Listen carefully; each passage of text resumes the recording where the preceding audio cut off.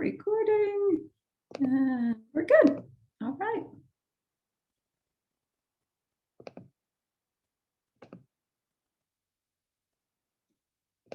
Welcome, friends. Folks should be coming in now. Just give everybody a second to get in. Welcome, welcome. We're so glad you're here. Just give us 1 minute to let everybody in. Some folks are getting stuck in the waiting room.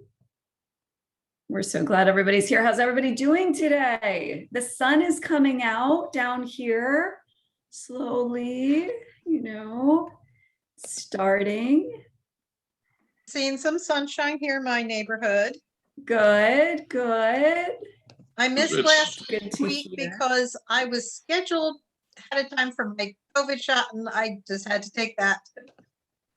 Nope, this is a group where you can come as you're able, join us when you're able to do so. So we're always glad to have you, but we fully understand folks might not be able to be with us every Tuesday. So we're glad when you're able to be with us. Yeah, I was just outside admiring the sun and our church's new Husqvarna electric robot mower.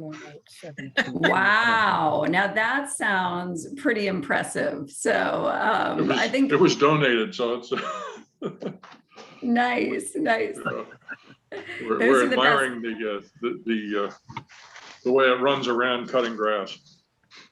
Excellent, excellent. I love it. Well, we give thanks. Well, it's good to be with everyone. And today I want to introduce you to our preacher of the day, who is Reverend Greg Impink. And just a little bio before we begin that will tell you a little bit about Greg.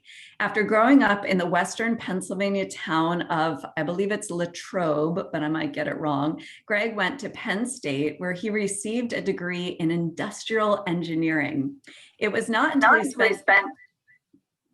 he spent time coordinating missions in the mountains of Jamaica that he realized he was not to be an engineer. Since then, he has served Hempfield United Methodist Church in Lancaster and Lineville United Methodist Church in Gap, in addition to graduating with a Master of Divinity from Palmer Theological Seminary in St. David's. He currently serves as pastor of Ironville United Methodist Church and Newtown United Methodist Church in Columbia. And he is also the president of the Columbia Area Ministerium and a member of Power Interfaith Lancaster. His wife, Rochelle, teaches students math at Manheim Township High School, and they live in Mountville with their miniature dachshund, Tag. Maybe we'll get to meet Tag this afternoon. In his spare time, Greg enjoys running, drumming, Penn State and Steelers football. Oh, I don't know about that. Walks with his wife and dog, and anything that gets him outside. So we are so thankful that Greg is here to walk us through as we continue this Easter journey and move into the second week after Easter. Greg, we will turn it over to you. Absolutely. Thank you so much for that generous introduction. And we're not going to honor Dan's comment from the chat box. All right, so I'm going to let you in on something. I'm going to talk too much today because, like you, I'm a preacher and I really love my job, especially this part. So I might not be able to keep up with all of Dan's snarky anti-Steelers comments in the chat. So if you've got something that's important to say, just go ahead and unmute yourself, interrupt me, do whatever you need to do in order to make yourself heard there. In the meantime, you probably already know that the Zoom etiquette is to stay muted while you aren't speaking. Although, yeah, okay, Roger. We're kind of doing double duty in the Impink household today, and so there's other Zooms going on over here, and so you might be hearing some stray stuff here as well. So, in the amount of time that we will spend together today, you could have read a number of commentaries, blog posts, listened to sermons by the brightest and the best scholars and preachers around. And because that would have been so much more efficient then this hour that we're spending together, I believe that you are here for more than that. You're here to look into the process, to share the process together. So no matter how many books or blogs I've read, no matter how many podcasts or sermons that I've listened to, I've found that I can't preach anyone else's sermon. So while I'll do my best to offer some insights, today it's much more important that you know where you find your inspiration. And so where do you get your best ideas? When do you get them? For me, it's while doing something where I think that I'm not the best really able to explanation think I've of heard is anything that this is else, very similar something to the like running. stimulus So check, what that we about all you? got a stimulus check, whether or not we worked Where, for it. when, how, under what circumstances Right. do you receive And the A your students best don't get the sermonic bonus. material? I think I hear two voices, like male and female. Can you repeat that? We were drowned out. Now you're muted. Now I'm muted. Yeah, we should get some more doors in this house. The question is, you know, where do you get your best ideas for sermons? When do you get them? How do you come about them? Under what circumstances? I find I get my inspiration very early in the morning, just as I'm starting to gain consciousness from sleep.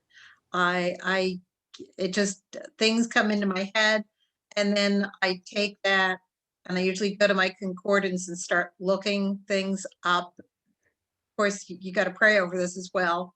And then as I read through the options from the concordance, that's when I find something particular starts speaking to me.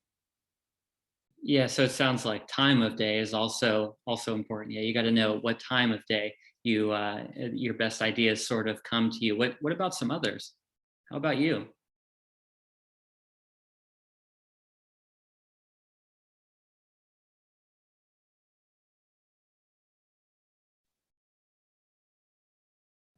I Sometimes don't know for that I me, find a specific time of day that's best.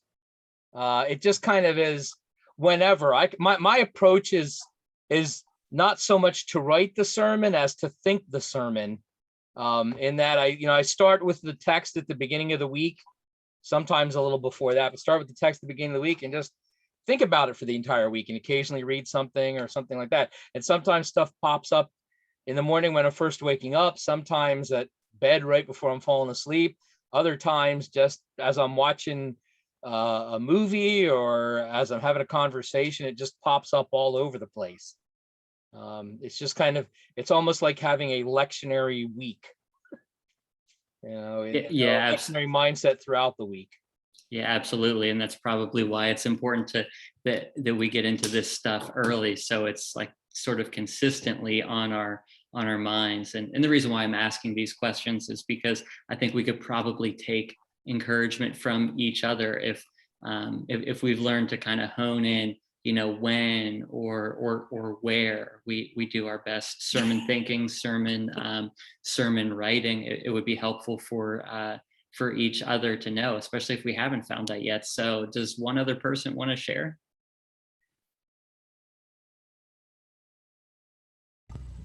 I guess I'll try. You hear me okay? I hope. I'm fairly new at this. I've been doing this. I started in 2013 or 2014 as lay speaker, as a lay pastor. And I like to read my scripture for the next week on Sunday after service when I get home. And I find that most of mine comes at times of inspiration. It could be, as Dan said, in the night. Sometimes I find it in dreams. Sometimes I find it when I'm waking in the morning, listening to a Christian song on the radio. Sometimes I think it's when God wants to really speak is when we really hear it. That's when we get the best ideas. I haven't found a specific time yet. I'm looking for a time, but my best time, again, seems like first thing in the morning or as I lay down to sleep at night. I was a programmer in most of my commercial life, and what I ended up doing after being overloaded all day long when I laid down to sleep at night is when I got some real good results from my programming. Even at times when I was asleep, I woke up and wrote them down. And I find myself doing the same thing with planning my sermons. Yeah, And so absolutely. Thank you I so think we much could reduce it for some. sharing. I think that that's really helpful. So we hope that everyone will have a chance to share something as we progress on together today. I'm not going to read today's text, today's lectionary text, or should I say Sunday's lectionary text, for a few different reasons. Number one, we're all busy, and I trust that you did your homework. Number two, even if you didn't do your homework, you probably know these stories, and in case you don't, they're the people's amazement at the healing really that think it Peter has to be did in day to Acts day. chapter I 3. think we There's have to Psalm release some 4. each day. There's 1 John 3, which begins, "See what love the Father has given us, that we should be called children of God," and that's what we are. And number 4, there's the gospel text at the end of Luke, which actually leads to the final reason why we're not going to specifically read them in this group today. And that's that they just feel so similar. Doesn't this gospel text sound familiar? For the third week in a row, it's still Easter Sunday. Jesus is still risen, and his followers are still having a tough time believing that fact. So are you tired of the doubting yet? On Easter, they had to run to the tomb to see for themselves, and couldn't even believe it was the risen Christ, that he must have been carried away somewhere, that when he was met in the flesh, he was actually the gardener. And last week, it's mainly Thomas doubting. He's the unlucky one who wasn't there and missed out on seeing the risen Christ. I think a better adjective than doubting is unlucky or unfortunate Thomas. Now it's the third Sunday of Easter, and we're still here with all of the doubt and the disbelief. And so let me let you in on something. All right. My wife, her school just shut down again, which is why we're sharing today, because of high COVID numbers. Now that means that she's teaching from home today. So if you hear some math talk, you know why.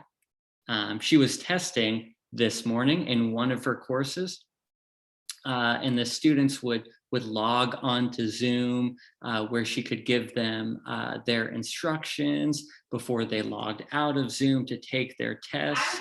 She kept Zoom open during the entire test, so students could log back in to ask her questions. And even though she most certainly gave in the instructions that they wouldn't be able to enter square roots into the testing software, that they would have to use decimals instead, one by one, they just kept on logging back into Zoom to ask what do they do with these square roots? Why can't they enter them? And she just calmly and patiently kept on reaffirming that they were to use decimals.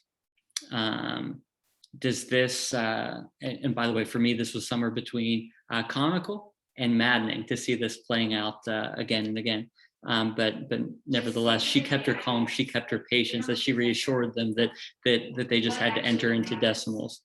So does this mean that she has students who are poor listeners? No. They knew to get out of Zoom to take their test. They knew how to get to the testing software, and they knew to get back into Zoom whenever they had questions. No, they aren't poor listeners. They're just stressed. And whenever students are stressed, they don't hear anything. Now, you've been there.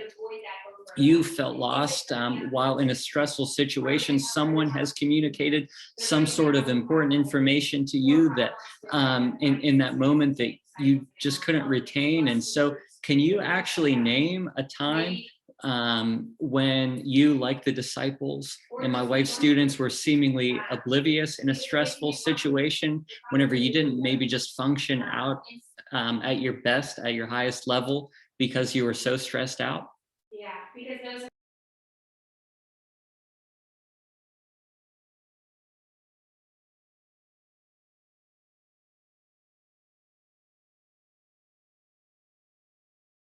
sounds like you're all good under pressure.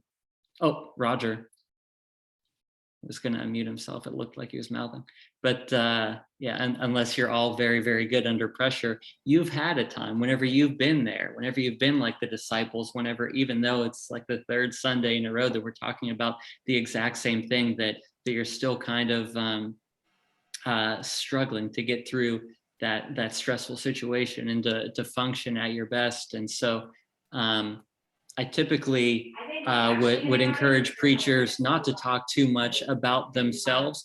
And we can all fall into this trap, by the way, but this is one of those times whenever it's actually a good thing. Our people already think that our faith is so strong that we wouldn't understand their struggles, that we have all the training, so there's nothing that they can offer that in comparison to us, how in the world could they find the words to pray? So if you're trying to build from week to week, we've got to acknowledge that these texts sound similar. It took a lot for Jesus' inner circle of followers, the ones who knew him the best, the ones who experienced all of his teaching on the resurrection and miracles to show it's possible to believe. It took a lot for them to believe. And the fact that this keeps on coming up in the gospel text, I think bears witness to that, the fact that it can take a while to get to that time of full belief. So last week, if you weren't here with us, Candy Labar recognized that since that gospel text was still taking place on Easter Sunday, it wasn't for those who take some time off after Easter. And by the way, for those who weren't present, she wasn't putting down pastors who practice self-care, but applauding instead the church members who were so committed that they showed up after the excitement of Easter Sunday was over and we're living into the full Easter season. So that was a good recognition that Candy gave us last week. But this week, we need to recognize that the Easter story is not for those who have everything figured out. It's for the doubters. It's for those who have heard the stories and who are doing their very best to believe that Jesus really, truly is alive. It's for those who show up with questions. And so my question to you is, why is it so difficult for us to preach doubt? Or why is it so difficult for us to be transparent whenever we experience those?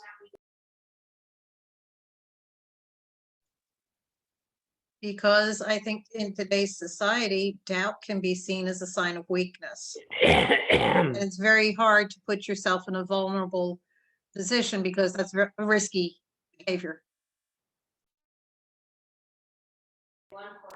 That's so true. Anyone else?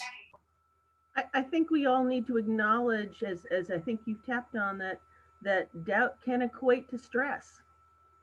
I mean, there is this torment that goes on within ourselves, our spirits, our bodies, our social surroundings, and it bleeds right into it. And so once we acknowledge that there's a stress thing there, then we need to treat doubt much like that, and perhaps approach whatever we're doubting from a different perspective of faith and calm.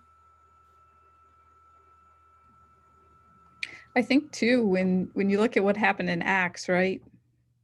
Peter and John end up in prison, right? And I think that's true. Oftentimes when we ask questions, it challenges norms, and oftentimes there's a lot of pushback for that. So, everybody kind of seeks to try to find what the norm is, right? Because when you challenge the norm, it's a risk. And so when you come with questions, it oftentimes challenges what's assumed. I also think our society really, really, really values confidence. When you look at things where people talk about what do they find attractive in a romantic relationship, or what do they find attractive in somebody they might want to be friends with, it's somebody who's confident. And when we look at doubt, we say that's a lack of confidence. I think doubt can come from a very confident place, but society as a whole sees it as a lack of confidence. And quite frankly, if you want to see church numbers go up or whatever, if you want to see attendance in purely kind of a secular attractional kind of way, while expressing doubt will attract some people. If you really want to go for the big numbers, it's confidence, confidence, confidence. This is it. This is absolute. And that's what attracts people and keeps them coming a lot of the time.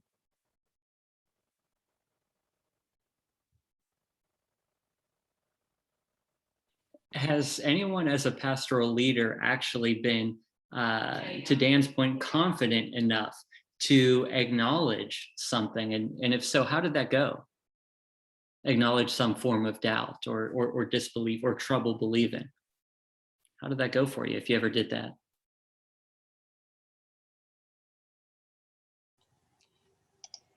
I think people appreciate our honesty. I think they see us as real people that can identify with them. And I like that.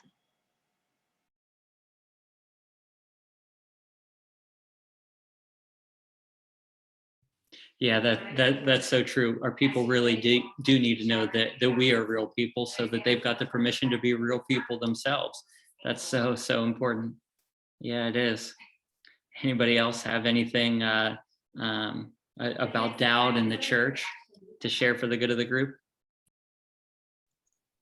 I don't really, I'm sorry, stepped on somebody there. I don't really have any fear of expressing my own, I don't want to say doubts, but occasional lack of confidence. It's, I'm a lay person just like the people sitting there in front of me. And, we're no different. So I find myself also preaching to myself. Not a big surprise, I don't think, to any of us. The Yeah. closest I can come to that, because I have yet to have any pastoral experience, is I'm a retired. I'm a retired teacher and special ed. And I know if you're up in front of a class and you're trying to give them information and you stutter and you're not sure of what you're saying or doing, it doesn't go over very well. So coming from that, like that confidence, somebody else was saying previous, but it's a combination. You need that confidence in what you're saying and yet be able to show them you're just a person same as them. So it's a tough little combination, but when you get it, it works. When you get it, work. I just wonder if there's a connection between being confident enough to preach from a place of genuineness, to being confident enough to stand in the pulpit and say, this is who I am, warts and all. The transparency is very encouraging to the congregation from my experience. It makes us more approachable as pastors, and it's permission giving to help the congregation, where each person comes from, wherever they happen to be in their spiritual walk, permission to be open and honest about where they are in their spiritual life so that they can continue to grow. It takes a lot of confidence to be honest about your uncertainties. Yeah, and if we're still wrestling to find that confidence for ourselves, we've got to remember that not all 4 of the gospel authors were among the 12, but half of them were, and they were so confident about their lack of faith that they wrote it down for us to read about 2,000 years later. And so if we're worried about preaching a sermon to a few dozen people, where's the example in that? So, anyways, glory to God that Jesus didn't give up on them, and that he's not going to give up on us now either. So, those are some of the trends of the Easter season thus far that are becoming more and more apparent as these stories get repeated. And so before we transition, I think Jenny just raised her hand. Did you have something else you wanted to chime in with? I do. And I'm so sorry for not having my video on. I have to pick my son up at school, because we're not using the bus this year. So I apologize. But as I'm listening, I think one of the things that you pointed out is, if the biblical authors themselves would express that they had doubted, there's a difference between presenting something that you have gone through in the past that's settled, and sort of, going through something, sharing, like, I woke up this morning and I'm not really sure that this, saying on Easter morning, I'm not sure I believe in the resurrection this year. I mean, there is a line that we as preachers do need to be cautious of, and perhaps that reveals a lack of confidence or a lack of a lack of authenticity. But I do think we need to be cautious about the way we share, because I think the wisdom comes from the stuff we've worked through previously. I'm not sure working through something that is essentially perhaps, I think we just need to be careful about what material we're presenting and when it occurred in our life, and if we have learned wisdom or if we are in the middle of learning lessons from that. I think those are two different things. Yeah, I mean, some would call that discretion, right? One of our colleagues, Amy Banka, likes to say, you can't bleed all over your people.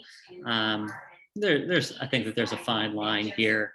You probably don't want to air everything out. So let's get into, we kind of talked about how this gospel is the same as the past couple weeks, but it's obviously different as well.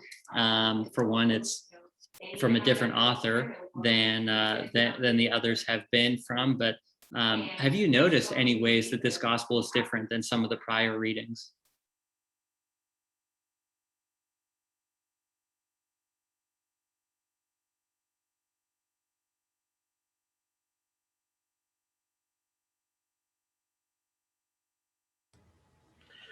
One of the things that struck me is, and I posted this as a comment, if you go to the passage right before this, Jesus has been walking to Emmaus with the disciples who are downhearted, and he's explaining things to them. They're getting some of it, I'm sure, but he becomes recognized by them in the breaking of the bread. Now, obviously, there's a clear tie into Eucharist, but they then turn around and immediately run back 7 miles to Jerusalem, go to the disciples, and explain what they've experienced. And that's the lead into the passage that we're reading for this coming Sunday. And what's different about this passage, among other things, is Jesus asked for something to eat. With the idea, of course, hey, ghosts don't need to eat. But it's also about table fellowship and how much that plays into, where we need to be as a post-resurrection people. Absolutely. And thanks for that reminder, David, that this comes right on the heels of the Emmaus story where there's eating involved. And then Jesus eats in this passage as well. He moves from bread to fish. Verse 43, Jesus eats. Maybe I'll make a t-shirt someday that just says like Jesus eats. Luke, what is this, 24:43, right?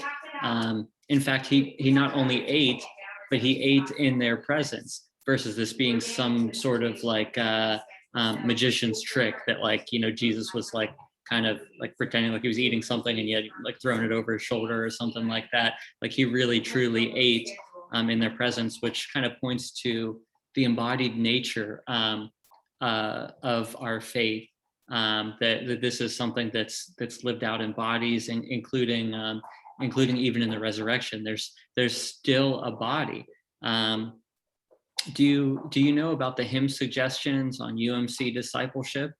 That would be great. How there's like a chart there. Okay, so let's talk about If you don't, I would invite you to check that out. It's a really great resource. And getting through those hundreds of pages of hymns in the hymnal, they have a chart for each week's text and some suggested hymns from more hymnals than you ever knew existed. And they're usually pretty good, but I do have at least one disagreement about this week. And I would say that this is not the week for He Lives. Number 310, He Lives, that is. While that's an Easter song, and it's always true that He lives, there's more realness to it than Him living within our hearts, right, as it ends. Let's say this is not the week to preach a personal relationship with Jesus, as important as that might be. This is the week to preach that Jesus shows up in community. This is the week to preach that even in the resurrection, not only our spirits, but also our bodies matter. And by the way, this is great news for those of us who do like to eat. So what does it mean that Jesus has a resurrected body? What does it mean that there is a body even in the resurrection? What do you think?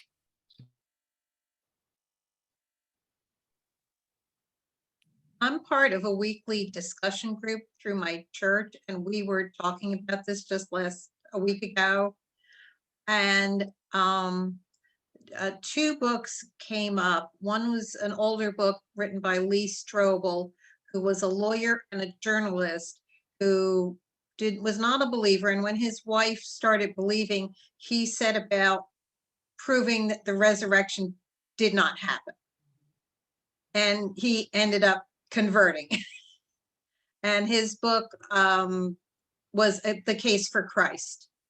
And then I just finished reading a book called Overcomer by Dr. David Jeremiah. Towards the end of that book, another journalist, this time from England, wanted to prove the resurrection did not happen. He converted. His book is titled Who Moved the Stone? So sometimes sources like that, I think when we're trying to tell people it's okay to have doubts, it's great to ask questions. My students would say, oh, I have a stupid question. I would say to them, there's no such thing as a stupid question. Just ask your question. That's fine, because you obviously want to know something. And I think it's good to question because it shows you want to know something.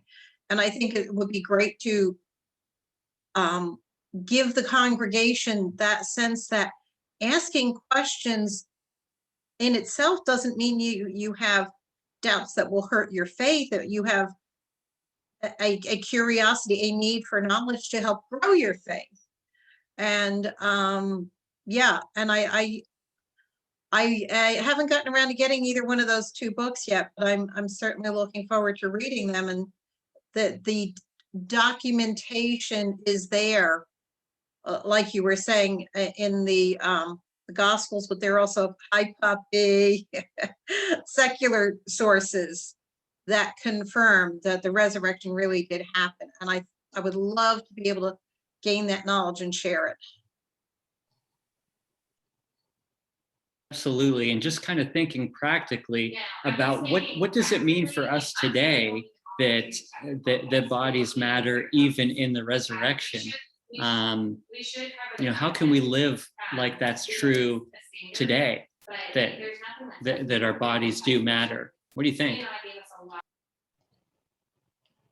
Can I ask a question?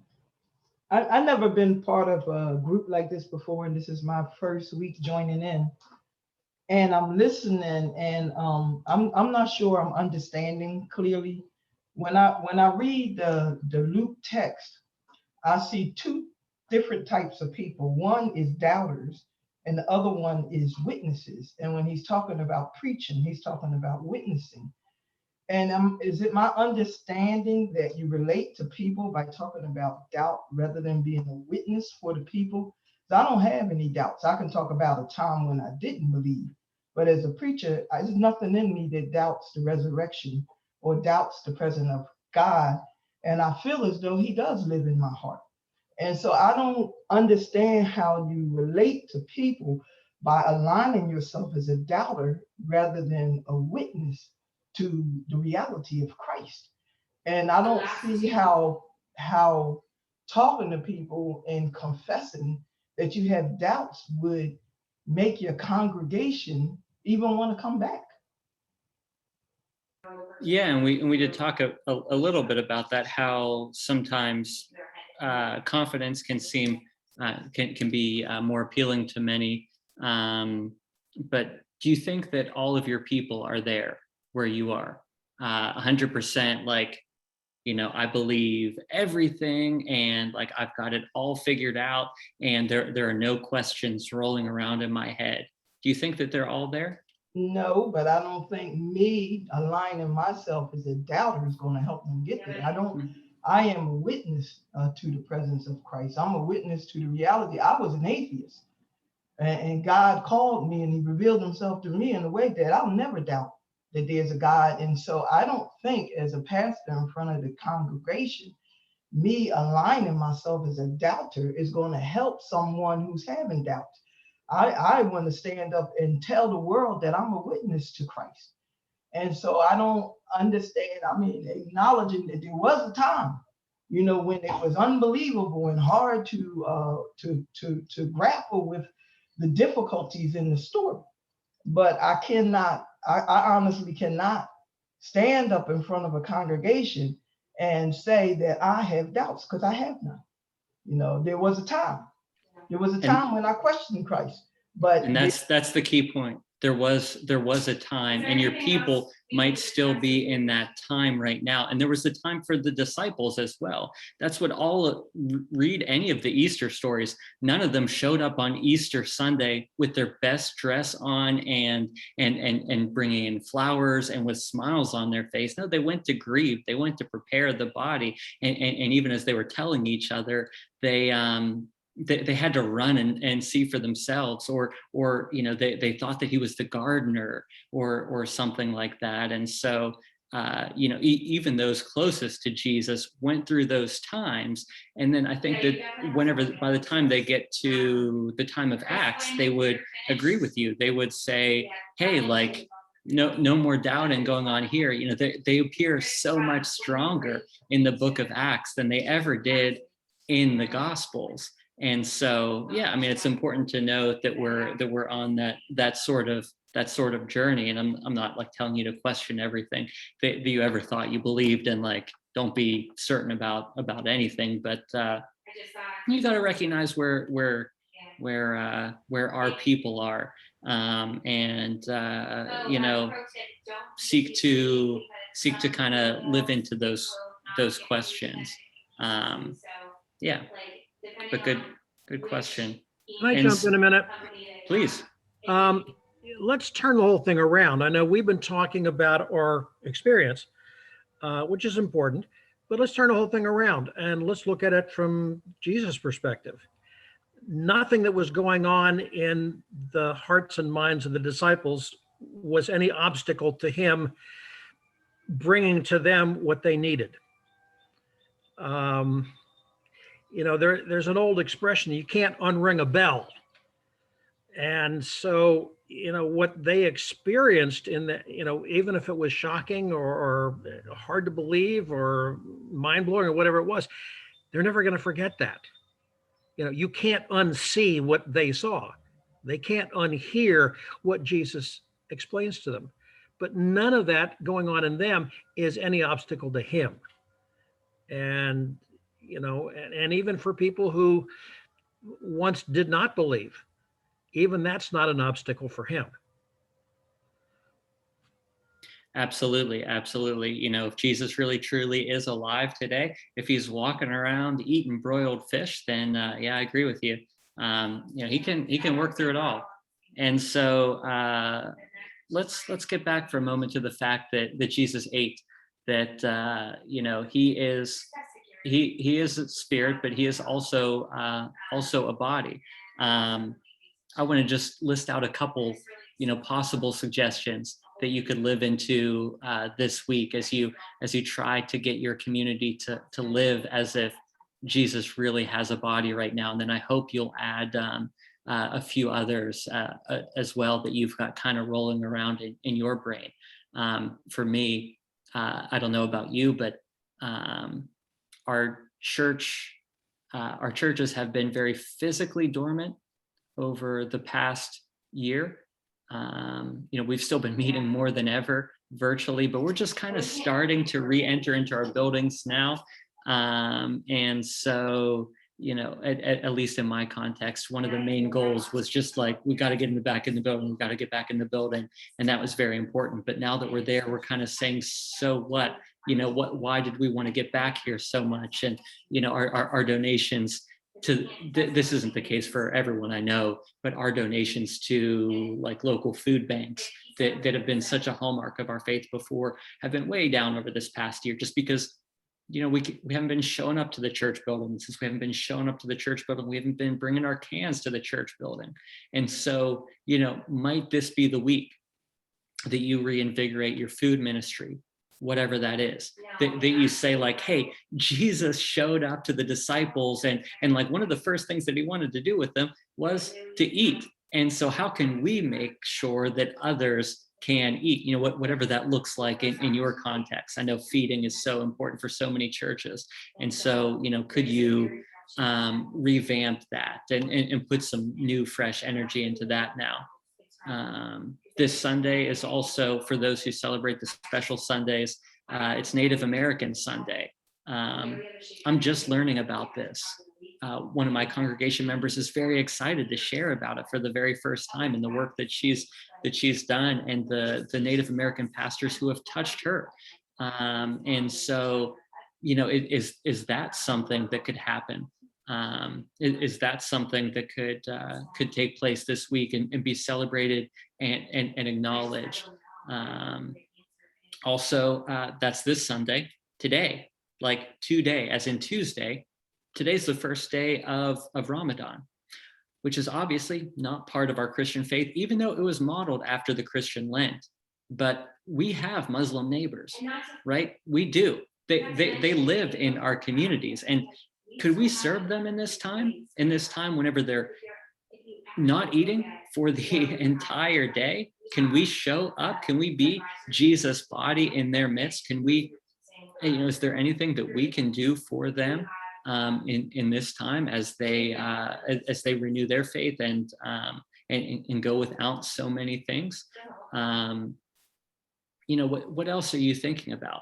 Like, how are you trying to like actually embody your faith? How are you actually trying to live it out in like real, tangible, like touch and see sort of ways, not just simply like feel sort of ways? How are you living out your faith and encouraging your people to live out your faith right now?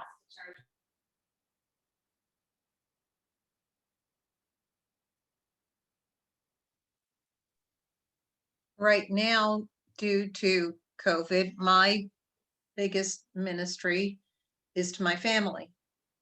My son has a little one that they were going to have in daycare, and his wife is pregnant. So I have been providing them with basically daycare services for the little one. So there's no chance of her bringing COVID home to my pregnant daughter-in-law. And then I have a special needs granddaughter that I still take care of her every weekend.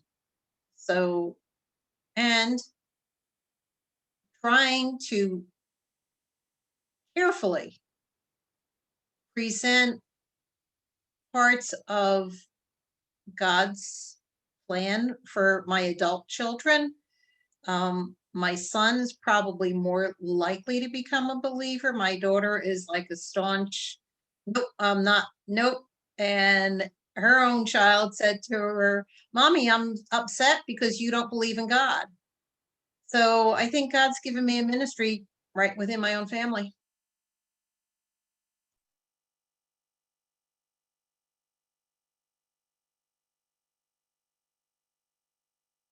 Yeah, I mean, there are definitely untold numbers of ways that you can be active in living out your faith as a faith community, things that you can be doing to really truly show other people that you believe that Jesus is alive, and this is as good a time as any to bring those to light, to make sure that all of God's children have a chance in this world. The possibilities are truly endless, and I hope that you'll continue to be thinking about that.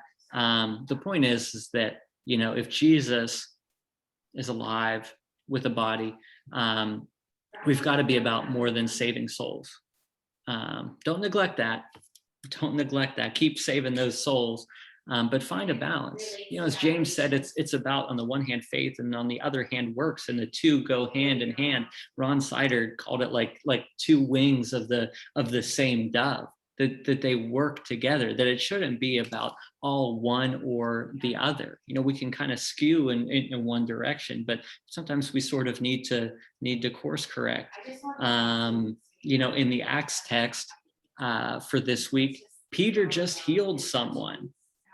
He just healed someone's body. And that is what made others, you know, want to hear about Jesus. You know, the Acts text for this week is a response to Peter, through Jesus, healing the body of another. And so it's right there in all of that. And if you're open to text outside of the lectionary, you know, Jesus says that he shows up as the one who is hungry, as the one who is thirsty, the one who is sick, the one who is in prison, the one who is a stranger. And I might be forgetting one, but you know what I'm talking about from Matthew 25. Even it was just Maundy Thursday a couple weeks ago. You know, whenever Jesus says, "As I have loved you, so you need to love each other." That's how the world's going to know that you follow me, by how you love each other. Not even just how you treat each other, but how you love each other. Right? That's recorded in John 13. So I just want to hit it one more time. Are there any other ways in which you are trying to embody faith in people in this season?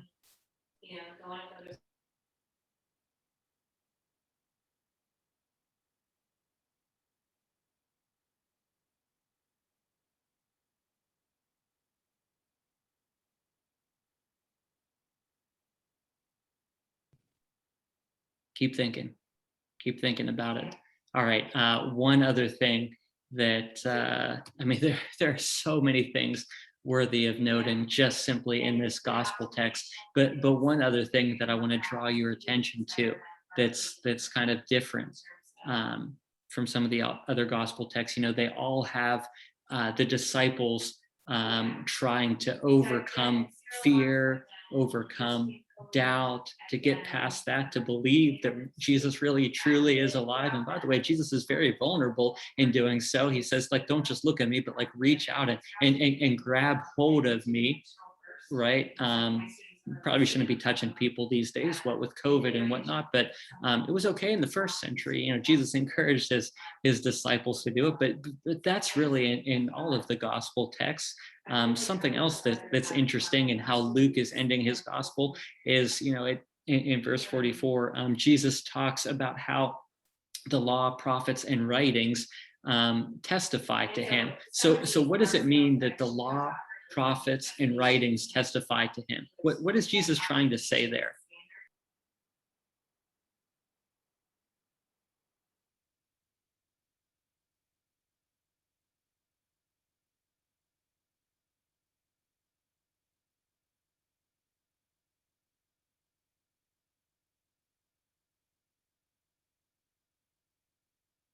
You know what the law, the prophets, and the writings are shorthand for. I know some of you do. You just got to say it.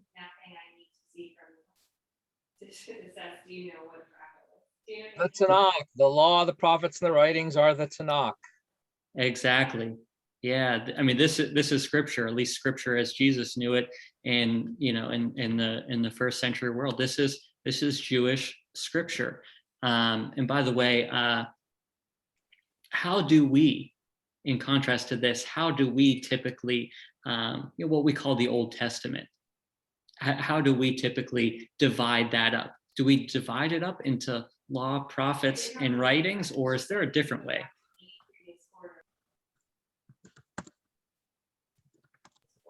If you've taken if you've just looked at how your Bible is divided, or you've taken an Old Testament course, how do we divide it? What sections do we use? What do we call them? One section is history, right? Yeah, and Denise, that's the one that seems to be missing from this list, right? We typically divide what we call the Old Testament into law, history, writings, and prophets. So we've got this 4-part subdivision, whereas our Jewish brothers and sisters divide it into law, prophets, and writings. Does that mean that they're lacking the history? No, absolutely not. It's all in there. It's the same books. They've just got a different way of dividing it. And it's worth noting that we just kind of divide it up differently. And for that reason, I recommend having some sort of Jewish Bible. This is the one that I refer to from time to time. It's interesting to look at how, the table of contents goes, how they list out. You can buy this at any sort of place that sells books. Again, it's the same works and almost the same numbering of verses and chapters as our Christian Old Testaments. It's just a different arrangement of them. So, get yourself a Tanakh translation, something from the Jewish Publication Society. I'm sure there are plenty of good ones out there. That's the one that I like. And so, the history part is writing. That's a designation that we as Christians ascribe to it. And so it's there. We've got the history in our Bibles as well, but this is something that is really a Christian invention, to call a section history. Like, to be sure, stuff is historical, stuff actually happened, but that's not the focus, which also kind of helps us to work with people as they walk with doubts. And so just another item worth noting, do some looking into that and how things are labeled out as you have time. Okay, I'll have to read that later. Okay, so we're kind of, we don't have too much time left. And so I just want to pause for a second. Probably asked a lot more questions because I think that you are all very smart and you've all got a lot of good wisdom to share. And so I hope you continue to think about the questions, but is there anything else that we need to talk about while we're here together today?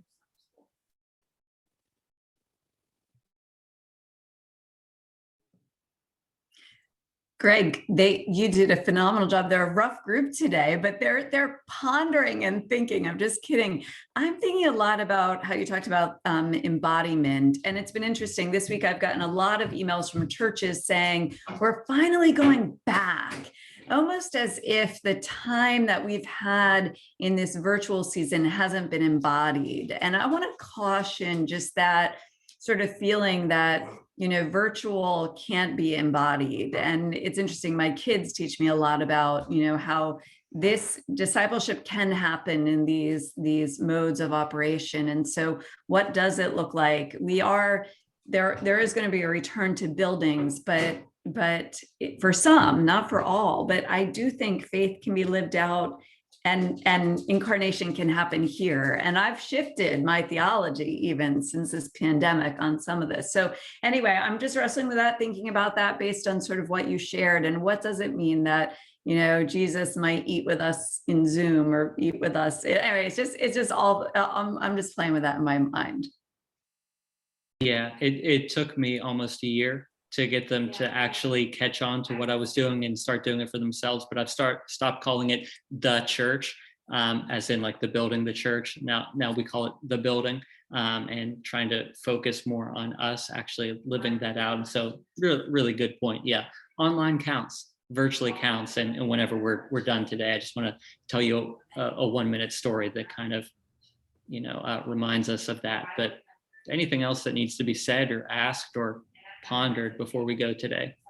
I just want to emphasize what Dawn said. I'm actually grappling with the whole inside outside concept, because what we watch through the book of Acts is this idea of, the faith beginning all inside and inside the Jewish faith. But the irony behind it is the activities are happening outside the temple, right? Like all of the boundaries that Jesus pushes is outside the temple, and yet they're trying to speak inside that church community. And I feel like what we're doing now with this whole inside outside concept of moving, in-house, but still maintaining outside to grow is all part of what happened in Acts, right? Like it's all relative to the expansion of that, of the community, and not intentionally meaning to be a new faith, right? Or something different, but part of. And maybe we can learn from what happened, right? In the division that happened in Acts. How can we learn from that today so we can maintain unity? So I'm grappling with that too.